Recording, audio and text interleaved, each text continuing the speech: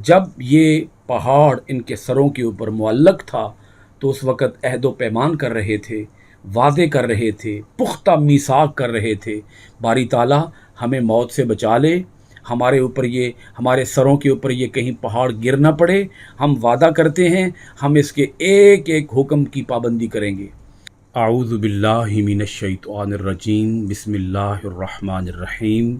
معزز خواتین و حضرات، عزیز طلبہ و طالبات، ڈیلی قرآن کلاس میں آپ سب کو خوش آمدید۔ امید کرتا ہوں آپ سب خیر و عافیت کے ساتھ ہوں گے۔ آج ہم پڑھیں گے سورۃ الاعراف، پارہ نمبر 9، آیت نمبر 170۔ لفظی ترجمہ سماعت کیجیے گا۔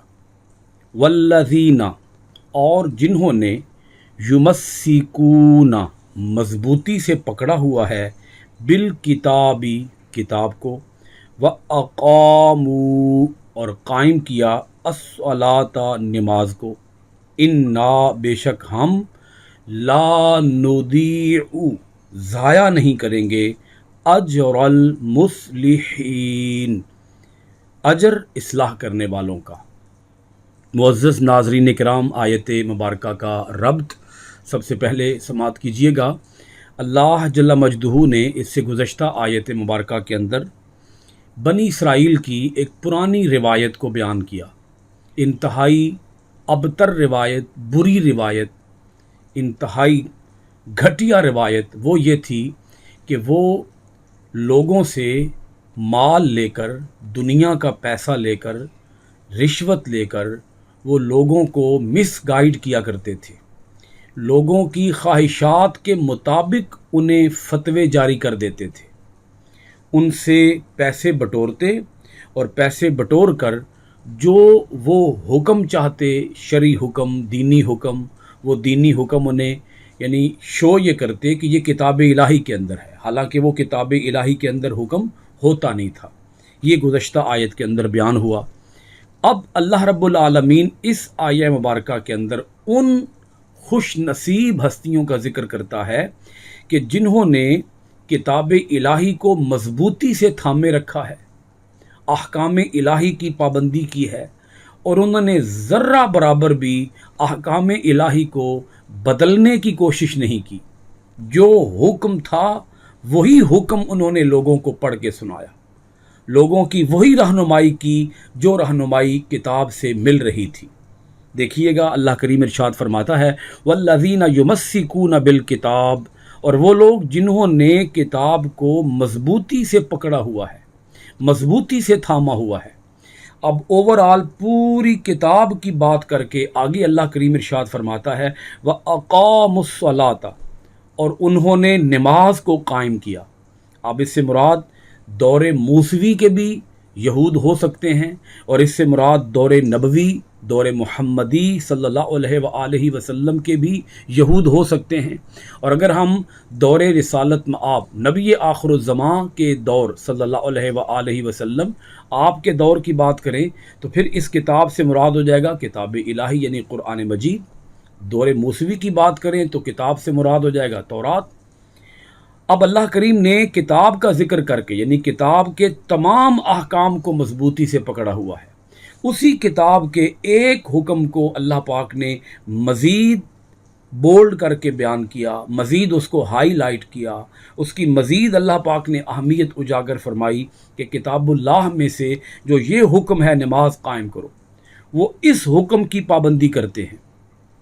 تو جو یہ دو کام کرتے ہیں، نمبر ایک، اصل میں یہ ایک ہی کام ہے، کتاب الہی کی پابندی، کتاب الہی کے احکام کی پابندی، کتاب الہی کے قوانین کی اطاعت، اور اللہ اور اس کے رسول کی اطاعت۔ اور اللہ اور اس کے رسول کی اطاعت میں سے جو کام سب سے زیادہ اہم ہے وہ ہے نماز۔ تو اللہ پاک نے یہاں نماز کی اہمیت کو بھی اجاگر کر دیا کہ وہ پوری کتاب پر عمل پیرا ہیں، اور پوری کتاب میں سے جو سب سے نمایاں حکم ہے وہ ہے نماز کا قیام۔ تو وہ نماز کی بھی پابندی کرتے ہیں، کتاب الہی کے ہر حکم کی پابندی کرتے ہیں، اور اس کے ساتھ ساتھ وہ نماز کی بھی پابندی کرتے ہیں۔ اب یہاں ایک انتہائی اہم بات اللہ کریم ارشاد فرماتا ہے، اِنَّا لَا نُضِيعُ أَجْرَ الْمُصْلِحِينَ، بے شک ہم ضائع نہیں کریں گے اجر اصلاح کرنے والوں کا۔ بھائی جو اپنی اصلاح کرتے ہیں، جو دوسروں کی اصلاح کرتے ہیں، ان کا اجر ہم کیوں ضائع کریں گے؟ بڑی گہری بات کی جا رہی ہے۔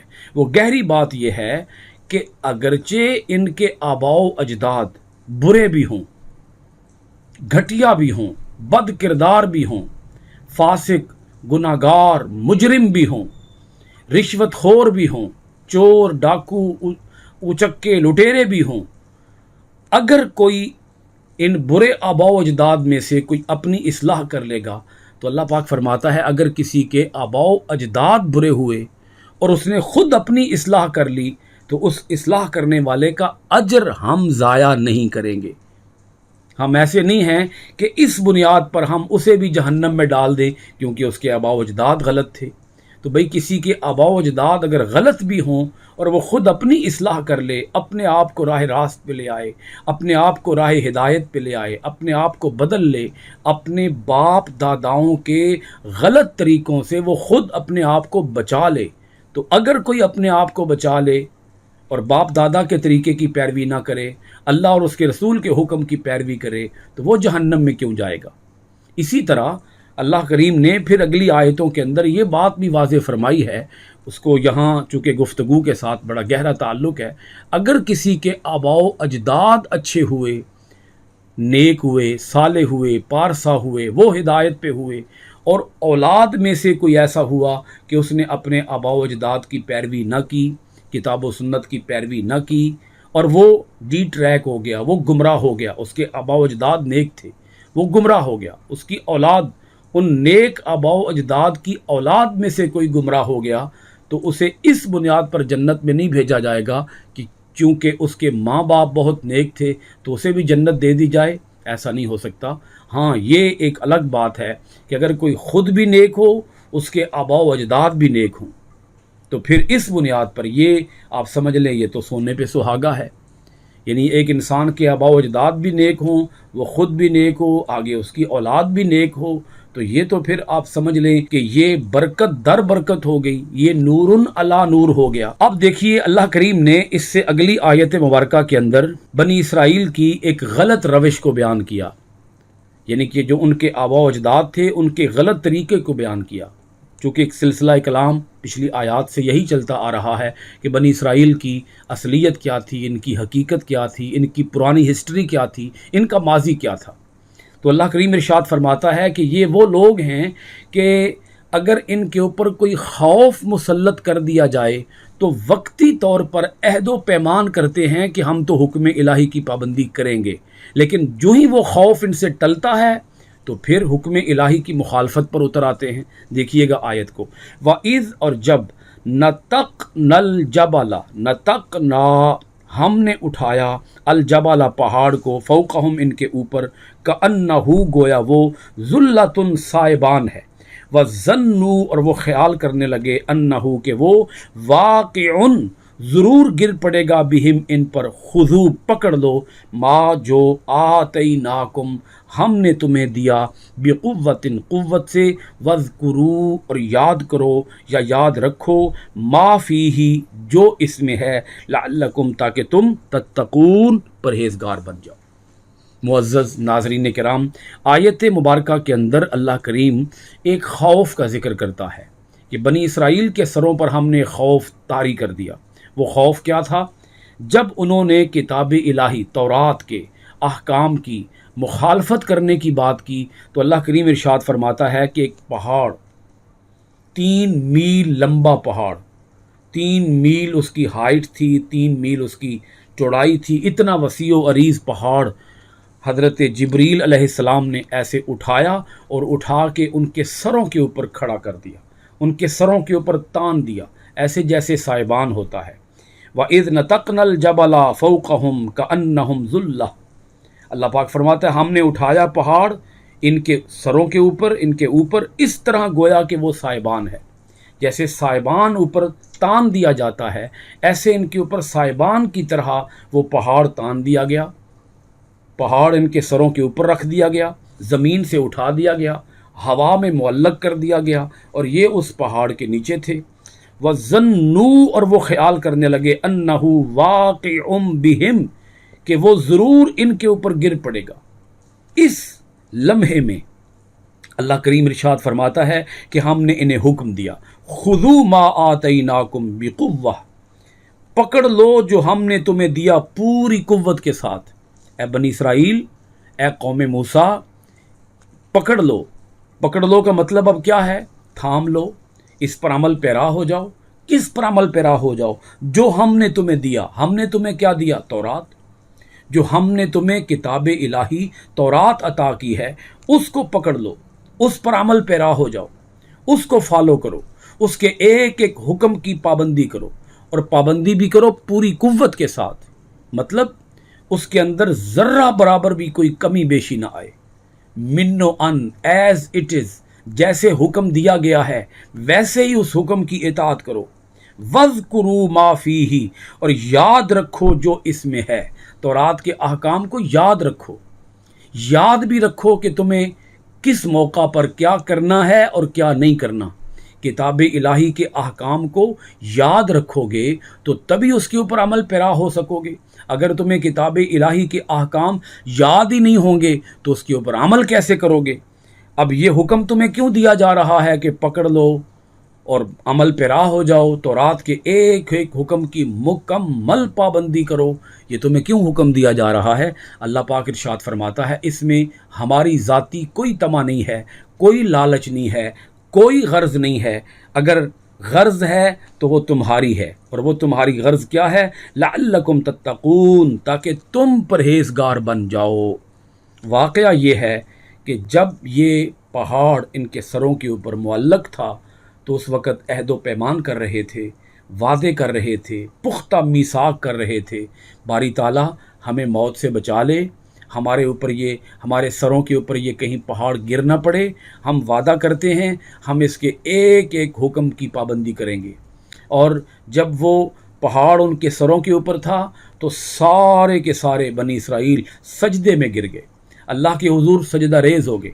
اور جب سجدے میں تھے تو اس وقت بھی ان کی کیفیت یہ تھی کہ ان کا بایاں رخسار زمین پر تھا، بایاں چہرے کا بایاں حصہ زمین پر تھا، اور چہرے کے دائیں حصے سے یا دائیں آنکھ سے وہ آسمان کی طرف دیکھ رہے تھے اور پہاڑ کی طرف دیکھ رہے تھے کہ کہیں یہ پہاڑ ہمارے اوپر گر نہ پڑے۔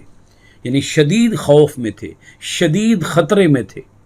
بھئی جس کے سر کے اوپر پہاڑ ہو اور خطرہ تو شدید ہوتا ہے کہ اگر یہ ہمارے اوپر گر پڑا ہمارا تو کچومر نکل جائے گا، ہم تو پس کے رہ جائیں گے، ہم تو ذرے بن جائیں گے، ہم نیست و نابود ہو جائیں گے، ہماری حیثیت ختم ہو جائے گی۔ تو شدید خوف میں تھے، شدید خطرے میں تھے۔ جب تک وہ خطرہ سر کے اوپر منڈلاتا رہا، عہد و پیمان کرتے رہے، باری تعالیٰ یہ پہاڑ ہم سے ہٹا لے، اس کو زمین کے اوپر رکھ دے، ہمیں نجات عطا فرما دے، ہم وعدہ کرتے ہیں کہ تیرے ایک ایک حکم کی پابندی کریں گے۔ لیکن جو ہی وہ پہاڑ ان کے سروں سے اٹھا لیا گیا اور اسے زمین کے اوپر رکھ دیا گیا تو ان کی حالت وہی تھی۔ انہوں نے کہا ہم سنیں گے لیکن ہم اطاعت نہیں کریں گے، یعنی اللہ تعالیٰ کے حکم کی نافرمانی انہوں نے کر دی۔ اللہ کریم ان کا وتیرہ بیان کر رہا ہے، اور یہ بنی اسرائیل جو دور نبوی کے یہود تھے انہیں یہ بات بتائی جا رہی ہے کہ تمہارے بڑے ایسے تھے۔ اگر تمہارے بڑے ایسے تھے تو انہی کی عادتیں، انہی کی حرکتیں، انہی کا وہ گھناؤنا کردار آج تمہارے اندر بھی سرایت کر چکا ہے، اور تم اپنے آباء و اجداد کے ان طریقوں پر چل رہے ہو کہ تم اللہ تعالیٰ کے احکام کو بدل دیتے ہو۔ اللہ تعالیٰ ہمیں اپنی آیتوں میں غور و خوض کرنے، عمل پیرا ہونے، قرآن کے آفاقی پیغام کو دنیا بھر میں عام کرنے کی توفیقات خیر عطا فرمائے۔ سورۃ الاعراف آیت 171 پر کلاس ختم ہوئی، یہاں پر 11واں رکوع مکمل ہو چکا ہے۔ انشاءاللہ العزیز آپ کی خدمت میں پھر حاضر ہوں گے سورۃ الاعراف کی آیت نمبر 172 کے ساتھ اور 12ویں رکوع کے ساتھ۔ بہت شکریہ۔ السلام علیکم ورحمۃ اللہ وبرکاتہ۔